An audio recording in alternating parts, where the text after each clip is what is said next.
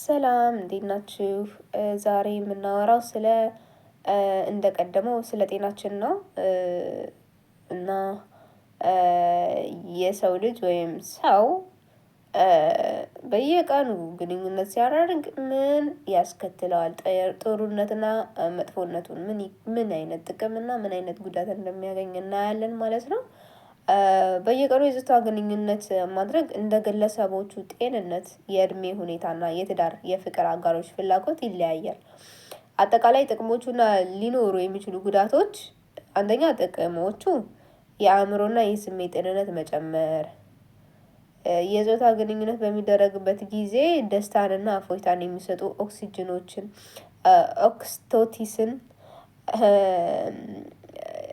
ሆርሞኖችን፣ ኢንዶርፊን የሚባሉ ሆርሞኖችን ይለቃሉ። ይህም ጭንቀት ወይም ስትረስ እንደ ድብርት ለመቀነስ ይረዳል። የእንቅልፍ ጥራት መሻሻል፣ ከግንኙነት በኋላ የሚለቀቁ ሆርሞኖች ሰውነት ዘና እንዲል ጥሩ እንቅልፍ እንድናገኝ ይመቻቻሉ። ያ ከግንኙነት በኋላ የሚለቀቁ ሆርሞኖች ሰውነታችን ዘና እንዲሉ ያደርጋሉ ማለት ነው። የልብና የደም ዝውውር ጤንነት እንደ ቀላል እንቅስቃሴ ወይም ኤክሰርሳይዝ ስለሚቆጠር የደም ዝውውርን ያፋጥናል። ለልብ ጤንነትም ጠቃሚ ነው። የተፈጥሮ በሽታ የመከላከል አቅም ማደግ፣ አዘውትሮ ግንኙነት ማድረግ ሰውነት በሽታዎችን የሚታገሉ አንቲቦዲዎችን እንዲያመነጭ ሊያደርግ ይችላል። አዘውትሮ ግንኙነት ማድረግ የሰውነት በሽታን የመከላከል አቅም ያዳብራል ማለት ነው። የአጋሮች መቀራረብ በመካከላችሁ ያለውን የፍቅር የእምነት ቁርኝት በደንብ ያጠናክራል ማለት ነው። ለወንዶች የፕሮስቴት ጤንነት አዘውትሮ ዘር ማፍሰስ ለፕሮቴስቴት ጤንነት አዎንታዊ አስተዋጽኦ እንዳለው ጥናቶች ያመለክታሉ። ሁለተኛ ሊኖሩ የሚችሉ ጉዳቶች ጤንነቱን በትንሹ ገረፍ አድርገነዋል። ሊጎዱ የሚችሉት ደግሞ የአካል ድካምና የመላላጥ ስሜት በየቀኑ ማድረግ በተለይ ለሴቶች የመድረቅና የመላላጥ ወይም የህመም ስሜት ሊያስከትል ይችላል። የሽንት መንገድ ኢንፌክሽን፣ የሽንት ቧንቧ ኢንፌክሽን ወይም ዩቲአይ ተጋላጭነት በተደጋጋሚ ግንኙነት ማድረግ ባክቴሪያዎች ወደ ሽንት እንዲገቡ ስለሚያመቻች ባክቴሪያዎች ወደ ማህፀን እንዲገቡ ስለሚያመቻች ለሽንት ቧንቧ ኢንፌክሽን የመጋለጥ እድል ሊጨምር ይችላል። ከግንኙነት በኋላ ሽንት መሽናት ይህንን ይከላከላል። ከግንኙነት በኋላ ሽንት መሽናት፣ መታጠብ፣ ሻወር መውሰድ ጥሩ ነው። የወንድ ዘር መቀነስ በየቀኑ በየጊዜው ግንኙነት ሲያደርጉ ወንድ ዘሮች ቁጥሯቸው እየቀነሰ ይመጣል ማለት ነው። በየቀኑ ማድረግ የወንድ ዘርን መጠን ጊዜያዊ በሆነ መልኩ ሊቀንሰው ይችላል። ምንም እንኳን ልጅ የመውለድ አቅምን ሙሉ በሙሉ ባያሳጣም የወንድ ዘር መቀነስ ልጅ ለመውለድ ሙከራ ሲደረግ ራሱ ዘሩ በቂ መሆን አለበት እንዲያስረግዝ ማለት ነው። እና በየቀኑ ግንኙነት ማድረግ ኢቭን ለእርግዝና ሙከራ ተብሎ በየቀኑ ግንኙነት ማድረግ ጭራሽ የወንድ ዘርን ስለሚያሳንስ አይመከርም።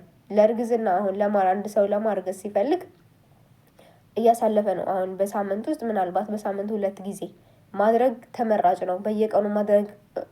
በየቀኑ ሲደረግ አይረገዝም።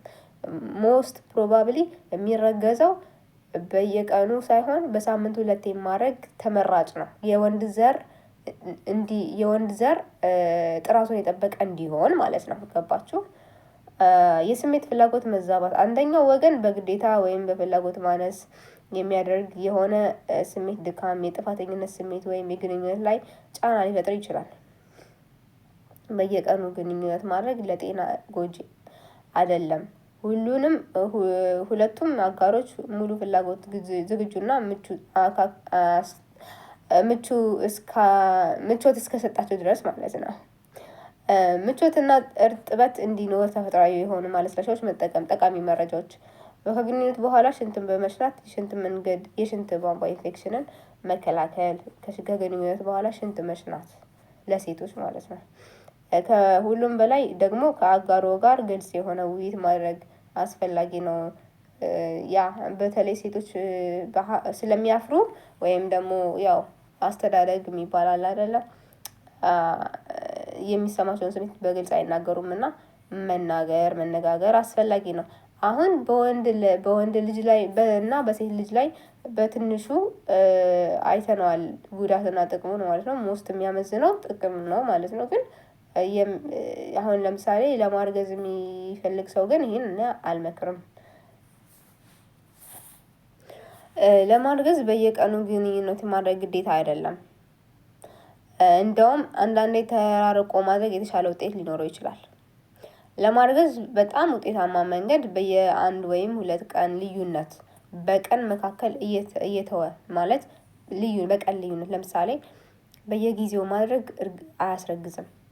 በየቀኑ ማድረግ ላያስረግዝም የወንድ ዘር ስለሚቀንስ በየቀኑና በየ2 ቀኑ የማድረግ ልዩነት በየ2 ቀኑ ማድረግ በጣም የሚመከረው የወንድ ዘር ጥራትና ብዛት በበቂ ሁኔታ እንዲተካና እንዲጠነክር እድል ይሰጣል። በተጨማሪም ጥንዶች ስሜታዊና አካላዊ ድካም ሳይሰማቸው ሂደቱን በደስታ እንዲቀጥሉ ይረዳል። በየቀኑ ማድረግ የማርገዝ እድሉን በጥቂቱ ሊጨምር ቢችልም በእያንዳንዱ ወንዶች ላይ ዘር መጠንን ጊዜያዊ በሆነ መልኩ ሊቀንሰው ይችላል። በተጨማሪም ጥንዶች ለከፍተኛ አካላዊ አእምሮዊ ድካም ሊዳረጉ ይችላሉ። በየቀኑ ማድረግ በተለይ ወንዶች፣ ሴቶች የወገብ ክትከታ ይመጣል። ወገብ መንከታከት ወንዶች ከግንኙነት ከማድረጋችሁ በፊት ምን አይነት ምግብ እንደምትመገቡ እነግራችኋለሁ በቀጣይ ማለት ነው። ለማርገዝ ወሳኙ ጊዜ የመፀነስ እድል ከፍተኛ የሚሆንበት ሴቷ እንቁላል የምታወጣበት ጊዜ ኦቭሌሽን አካባቢ የእንቁላል ጊዜ አብዛኛውን ጊዜ የወር አበባ ከመምጣበት የመጀመሪያ ቀን ጀምሮ ሲቆጠር ከ12ኛ እስከ 16ኛ ቀን ባለው ጊዜ ውስጥ እንቁላል ይለቀቃል። ደግመዋለሁ። የእንቁላል ጊዜ አብዛኛውን ጊዜ የእንቁላል ጊዜ ኦቭሌሽን አብዛኛውን ጊዜ ከመጣበት ከመጀመሪያው ቀን ጀምሮ ሲቆጠር ከ12ኛ እስከ 16ኛ ቀን ባለው ጊዜ ውስጥ እንቁላል ይለቀቃል። የወንድ ዘር የመቆየት አቅም በወንድ ዘር በሴቷ ማህፀን ውስጥ የሚቆየው 3 እስከ 5 ቀን በህይወት መቆየት ይችላል። ከዛ በኋላ ይሞታል ማለት ነው። ገባችሁ? የእንቁላል የመቆየት አቅም ከተለቀቀ በኋላ በህይወት የሚቆየው ከ12 እስከ 24 ሰዓት ብቻ ነው። እንዲገባችሁ በደንብ ላስረዳችሁ። የመፀነስ እድል ከፍተኛ የሚሆነው ሴቷ እንቁላል የምታወጣበት ጊዜ አካባቢ ነው። የእንቁላል ጊዜ ወይም ኦቭሌት የምታደርግበት ጊዜ አብዛኛውን ጊዜ የወር አበባ ከመጣበት የመጀመሪያ ቀን ጀምሮ ሲቆጠር ከ12 እስከ 16 ቀን ባለው ጊዜ ውስጥ እንቁላል ይለቀቃል። የወንድ ዘር የመቆየት አቅም የወንድ ዘር በሴቷ ማህፀን ውስጥ ከ3 እስከ 5 ቀን በህይወት የመቆየት እድል ይኖረዋል። 12 እስከ 24 ሰዓት ብቻ ማለት ነው። ስለዚህ እንቁላል ከምታወጣበት ቀን ከ3 እስከ 4 ቀን በፊት እስከ ወጣችበት ቀን ድረስ ባሉት ቀናት በየ1 ወይም 2 ቀን ልዩነት ግንኙነት ማድረግ የመረገዝ እድልን በጣም ያካብታል። የመረገዝ እድልን በጣም ጥሩ ነው ማለት ነው። በተጨማሪም አስጨናቂ ስሜት ማስወገድ እርግዝናን እንደ ስራ አድርጎ በየቀኑ በጭንቀት መሞከር ይዘገያል። ዘና ብሎ በደስታ ማሳለፍ ለሆርሞኖች መስተካከል ይረዳል። ለማርገዝ መጨነቅ በራሱ እርግዝናን ይከለክላል ማለት ሆርሞኖች ስለሚቀያየርባችሁ ለማርገዝ ስትፈልጉ ዘና ማለት ምረጡ። አትጨናነቁ። ቅባቶች መቀነስ አብዛኛውን ሰው ሰራሽ ቅባቶች የወንድ ዘርን እንቅስቃሴ ሊገቱ ስለሚችሉ ለማርገዝ በሚሞክርበት ጊዜ ባይጠቀሙ ይመረጣል። ፎሊክ አሲድ ለማርገዝ የሚያስቡ ሴቶች ቀድሞ ፎሊክ አሲድ ቫይታሚኑ መውሰድ መጀመራቸው ለጽንሱ እድገት በጣም ጠቃሚ ነው። ፎሊክ አሲድ ከእርግዝና 3 ወር በፊት ጀምሮ እርግዝና ከመሞክሮ ከ3 ወር በፊት ጀምሮ ፎሊክ አሲድ መውሰድ ከዛም በኋላ ካረገዙ እስከ 3 ወር ድረስ ጽንሱ 3 ወር እስኪሆነው ድረስ መጠቀም ያስፈልጋል ማለት ነው። ከዛም በኋላ ዶክተርን አማክሮ መቀጠል እስከሚወለድ ድረስ ፎሊክ አሲድ መጠቀም ዶክተርን አማክሮ ያስፈልጋል ማለት ነው። እና ክቡራን እንግዲህ ዛሬ በትንሹም ብንሆን ተማምረናል። በቀጣይ ቪዲዮ በደንብ በዚህ ጉዳይ እንማማርበታለን። ስለ እርግዝናም ሆነ ስለ ጤናችን በአጠቃላይ ስለ ጤናችን ነው የምናወራው ማለት ነው። ክብረት ይስጥልኝ፣ አመሰግናለሁ። እንግዲህ በቀጣይ እንገናኛለን። ቻው